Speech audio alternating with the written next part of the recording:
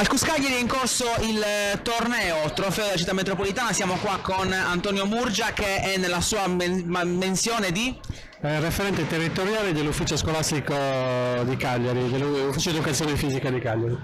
Che succede qui al Cuscagliari oggi?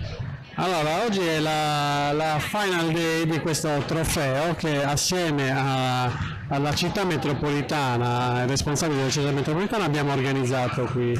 È un'idea nata per coinvolgere i ragazzi della categoria juniores delle scuole superiori dell'area metropolitana di Cagliari, gli studenti superiori in particolare della categoria juniores, perché generalmente viene un po' trascurata dai campionati studenteschi che sono riservati quasi esclusivamente alla categoria allievi, cioè primo, secondo e terzo.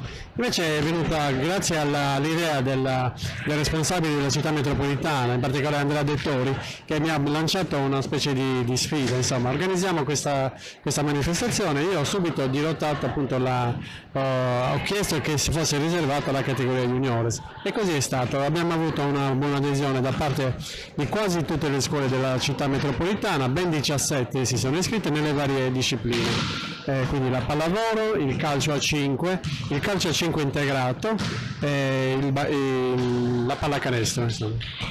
Avete scelto questi sport perché sono quelli più facili da praticare per i ragazzi oppure c'è stato un percorso all'interno delle scuole? No, diciamo che sono gli sport che vanno di più all'interno delle attività scolastiche.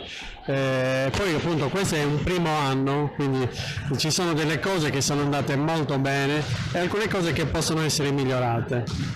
Quindi però gli sport sì, sono quelli che sono più frequentati a livello scolastico, quindi la scelta è andata su quelli.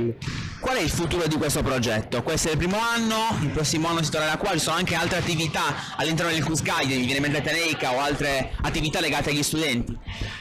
Sì, allora questo appunto è il primo anno, l'idea, la nostra intenzione è quella di renderlo proprio un appuntamento fisso tutti gli anni e questo chiaramente noi come ufficio scolastico abbiamo bisogno della collaborazione dei